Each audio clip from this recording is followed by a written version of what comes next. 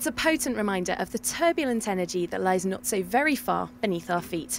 The recent volcanic eruption in Iceland that's grounded planes and left thousands of travellers stranded around the world. Here in France's Auvergne region, formerly active volcanoes now lie dormant and are a popular tourist attraction. In this edition of Environment, we'll be looking at the real and ever-present threat that volcanoes pose in some parts of the world. Eyjafjallajökull is more than just a tricky name. It's also the most talked about volcano of the moment. We'll be finding out more about the volcano, why it's erupting now, and whether it might have more disruption in store for us. Around a quarter of Iceland is currently sitting under a blanket of ash. We'll be asking why the particles are causing so much disruption and whether they could be a health hazard in the making. And finally, we'll be finding out more about the hundreds of other active volcanoes on Earth. But first, some news in brief.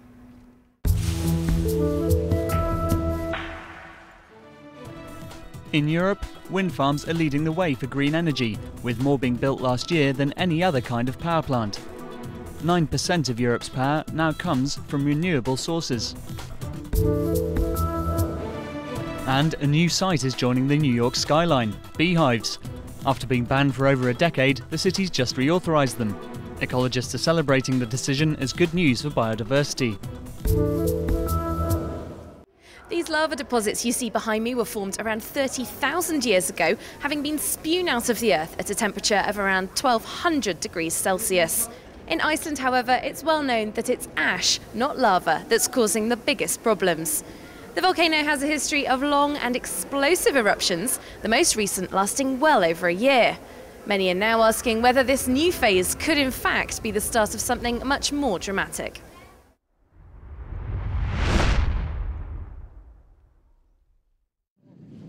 For nearly 2 centuries, it's been dormant. Its last eruption was in 1821. But on March the 20th, Eyjafjallajökull, one of Iceland's largest volcanoes, woke from its sleep. Scientists first saw signs of renewed life as far back as 1994, as magma built up beneath the volcano. Last year, there was a minor eruption, and in March, lava started to flow. But it was on April the 14th that the explosive phase began. Volcanologists, such as Freystein Sigmundsson, have been monitoring the volcano for years, measuring seismic tremors as well as tiny expansions of the Earth's crust. There have been some surprises. We were anticipating an eruption. So the eruption that we have been seeing is stronger maybe than we anticipated, and the plume material is making it higher up into the atmosphere, having of course this amazingly catastrophic effect that we are all observing. Previous eruptions occurred in 960, 1612 and 1821. While they may be rare, they can last for a long time.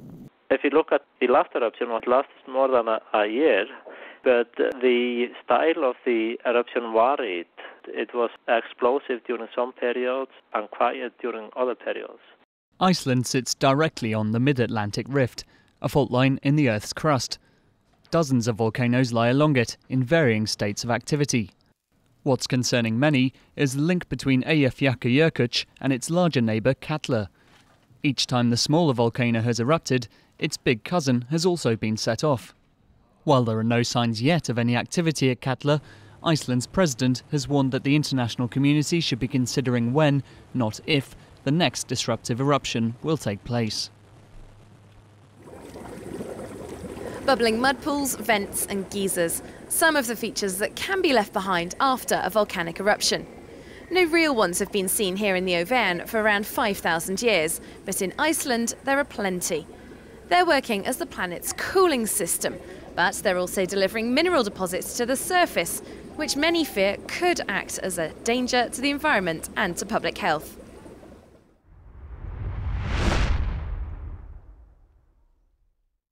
Buried deep within the Earth, all kinds of minerals lie waiting to surface. And during an earthquake or a volcanic eruption, that's exactly what happens. Over a week after the Eyjafjallajökull volcano took Iceland and the rest of Europe by surprise, plumes of grey and white smoke continue to billow out. Even though the volcano emits 300,000 tons of carbon dioxide a day, experts say not to worry. It's not enough to speed up global warming. but the environment is at the mercy of the volcano. Located next to a glacier, melting ice caused severe flooding. Close to 800 residents were evacuated.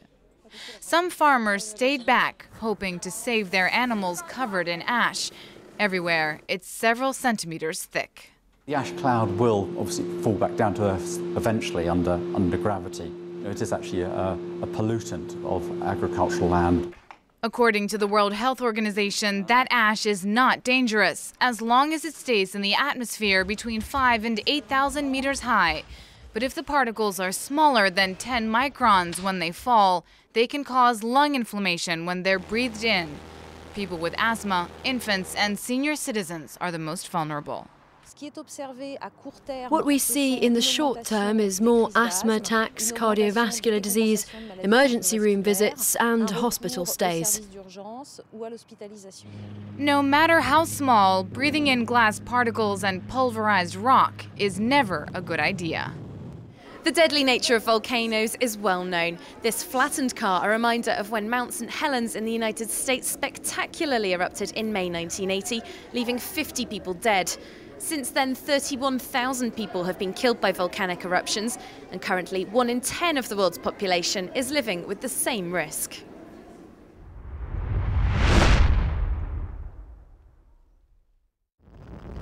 There are over 500 volcanoes around the world that have erupted in recorded history, and at any given time, an average of 20 of those are actually erupting, such as Piton-la-Fournaise on Reunion.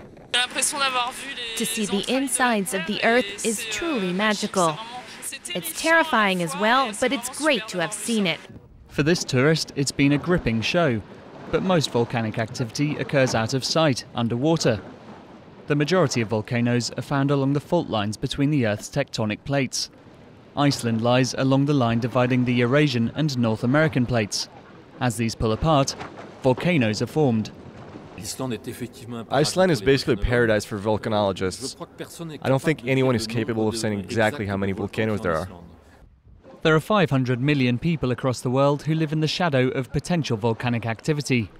One of the biggest losses of life in recent years was the 1985 eruption of Nevada del Ruiz in Colombia. 23,000 people were killed in mudslides caused by the volcano. More recently, lava from Mount Nyiragongo in the DRC flowed through the streets of Goma. Most of the city's 400,000 inhabitants fled into neighbouring Rwanda.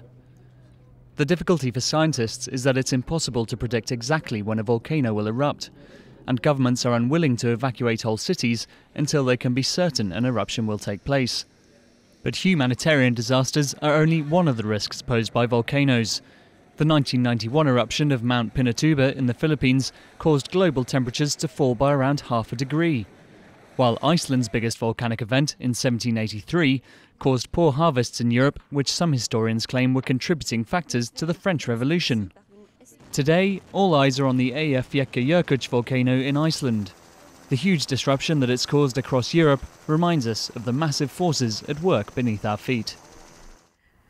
And it's from this field of volcanic boulders that we'll wrap up this edition of Environment. Many thanks to our producer Yong Chim and cameraman Sylvain Rousseau.